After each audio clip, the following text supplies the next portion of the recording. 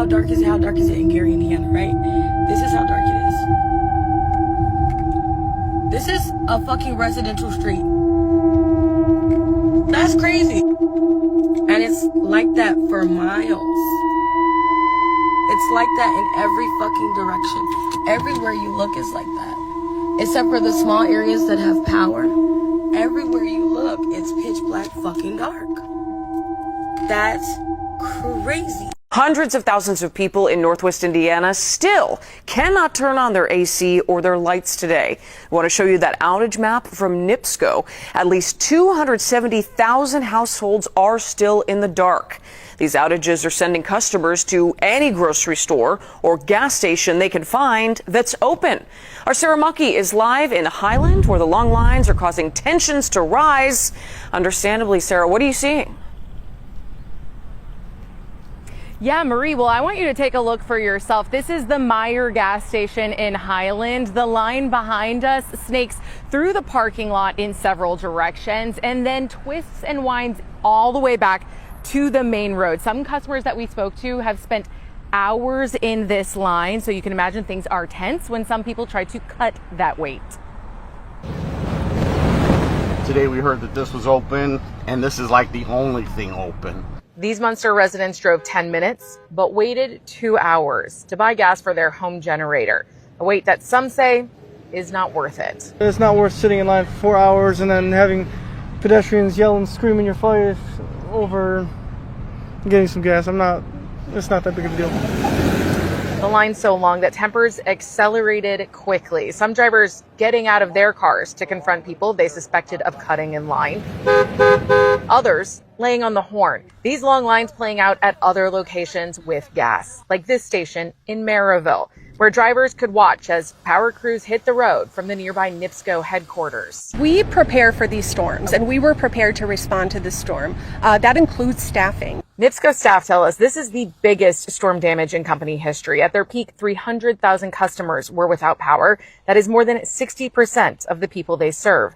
Now they've called in crews, though there is no timeline yet on when everyone's power will be back on. We also have resources on hand. 1,200 contractors from various states across the country have arrived to help restore Northwest Indiana.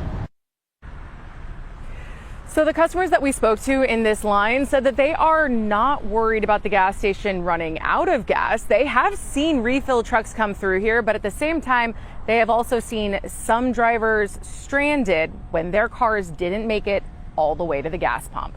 From Highland, Sarah Mucky, CBS News, Chicago. Yeah, pulling up there, running on fumes, I'm sure. Sarah, thank you. I have to say something, because what's happening right now in Northwest Indiana is so diabolical.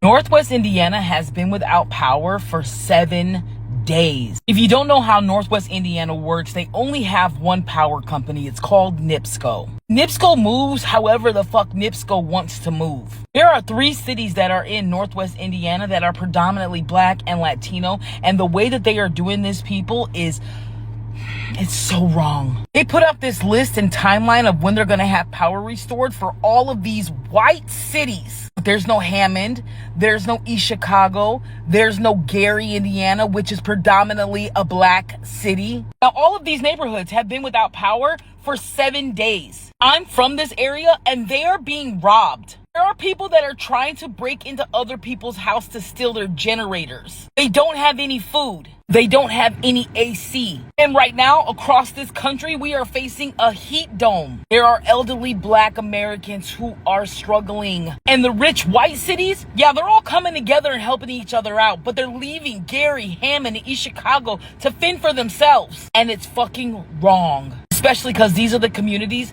that voted against the Republicans in that state, who are leaving them high and dry. And that's probably why they're not getting any help.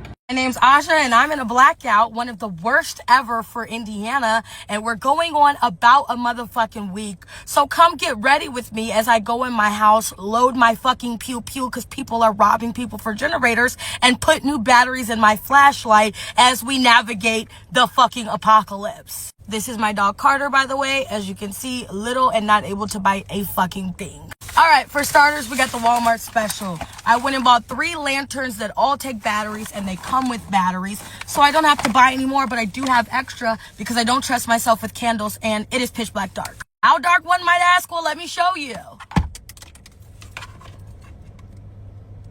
This is how dark it is. And I'm in my car.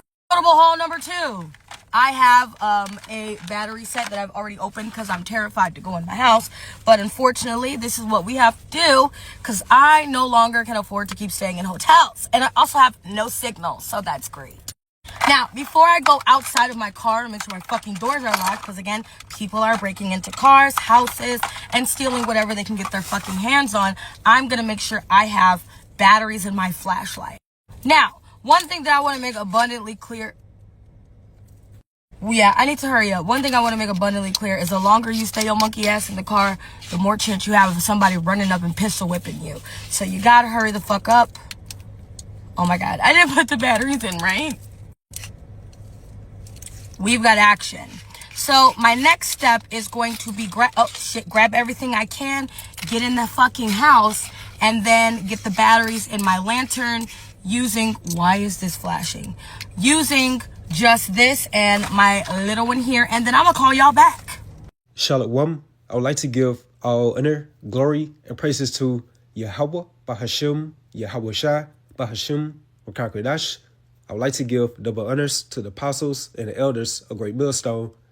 Salutations to all you sister Akim, pushing this word across the 4 corners of the world.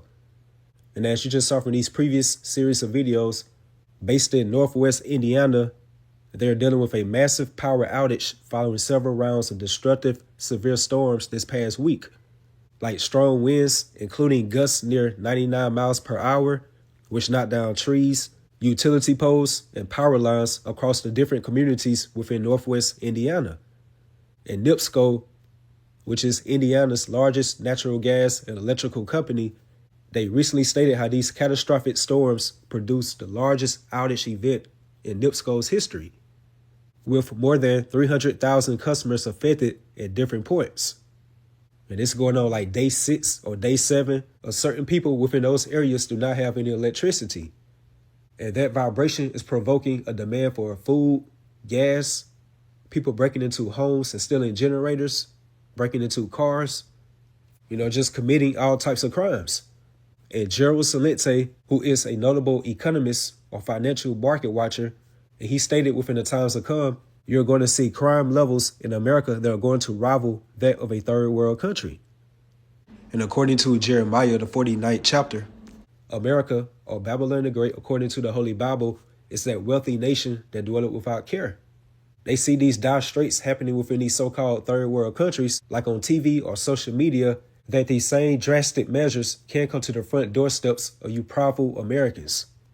And just from a global perspective, it's all types of chaos, such as earthquakes all within diverse places, and everything that we are witnessing right now within these end times, all measure with the signs of our times, which is Yahawah Bahashim, YAHAWASHI, visiting the world which they made. And that takes me to Isaiah 13, verse 11. And I, referring to Yahawah Bahashim, YAHAWASHI, will punish the world for their evil, and the wicked for their iniquity, and I will cause the arrogancy of the proud to cease, and will lay low the haughtiness of the terrible. And pursuant to 2nd Ezra, the 8th chapter and the 50th verse, it goes into about many great miseries shall be done to them in the latter time that dwell in the world. And why? Because they have walked in great pride, where these mere mortals who are considered as earth and ashes, and where their prideful attitude is they put themselves above the Most High. So again, and I will punish the world for their evil and the wicked for their iniquity, and I will cause the arrogancy of the proud to cease, and will lay low the haughtiness of the terrible. And pursuant to Proverbs 16, verse 18, it goes into how pride goes before destruction and a haughty spirit before a fall. And whether it be by these devastating earthquakes, tsunamis, tornadoes, hurricanes, different storms, they're all within the workings of Yahawah Bahashim, YAHAWASHI. However, he can do it through his vessel of dishonor, which is Esau Edom, where the Most High has poured that spirit upon them, and where they can tap into weather modification or weather manipulation via their sinister science and technology.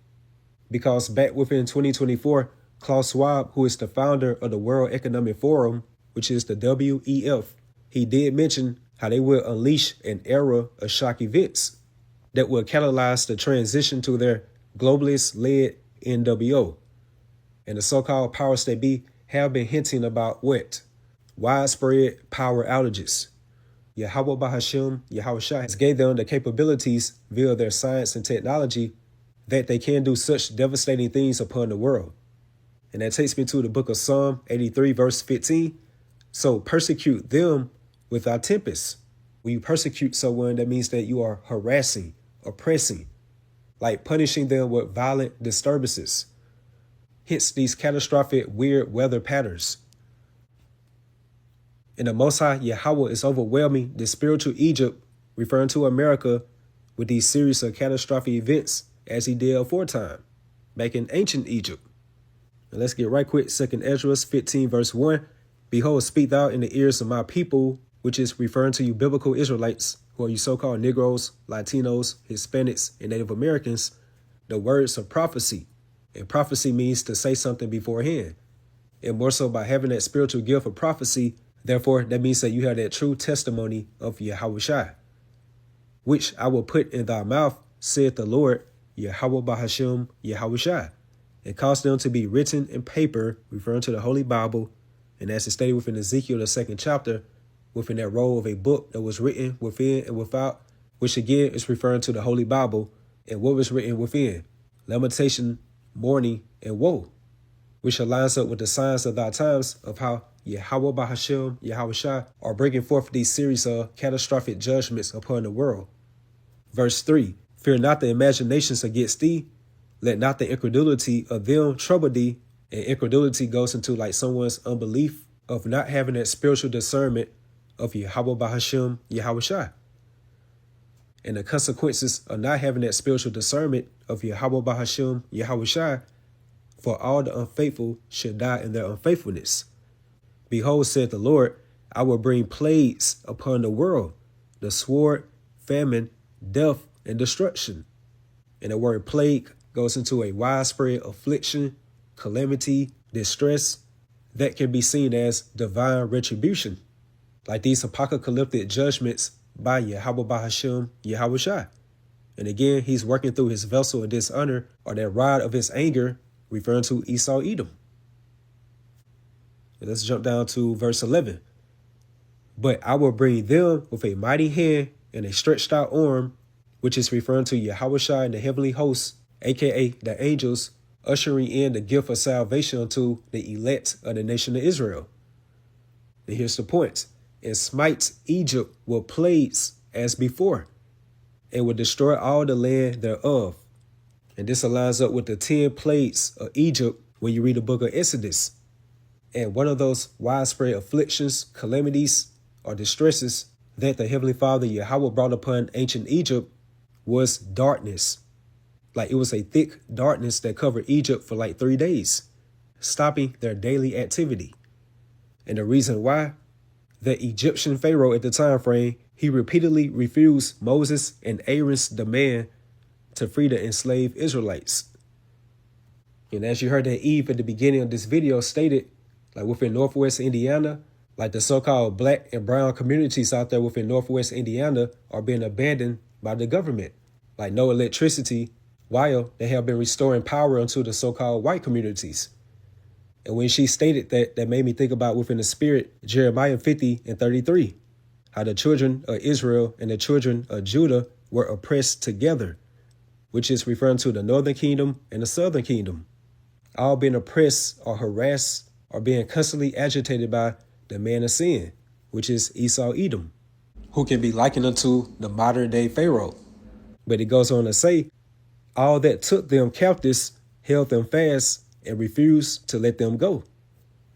So with that being said, Esau, Edom is within that same vibrational spirit as the ancient Pharaoh.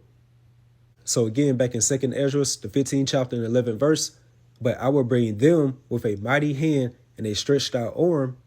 And when you read Isaiah, the 40th chapter and the 10th verse, it goes into how the Lord Yahweh will come with a strong hand and how his arm should rule for him, which is referring to his right-hand man or his only begotten son, YAHAWASHI.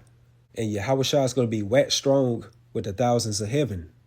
Hence, the heavenly hosts are the angels coming to bring forth judgment and salvation at the same time. And smite Egypt with plagues as before, and will destroy all the land thereof. So therefore, the things that was written aforetime was written for our learning. Like that which was then is now. So that pretty much concludes the lesson through the Spirit. Just going into how Gary, Indiana saw significant flooding and structural damage, in which the residents there are reporting collapsed roads, damaged utility poles, trees being uprooted out their foundations, and washed out infrastructures. And from the different scenes of Northwest Indiana, it has a leave the world behind type of vibe to it. And again, these are the apocalyptic judgments Yahweh Bahashim, YAHAWASHI is bringing upon the world, which they created, via his vessel of dishonor or wrath, which again is the tabernacle of Esau Edom, who are intentionally implementing these order out of chaotic events all upon the global stage. So with that, hopefully you all edified, you all stay strong, keep pushing forward. Shalom.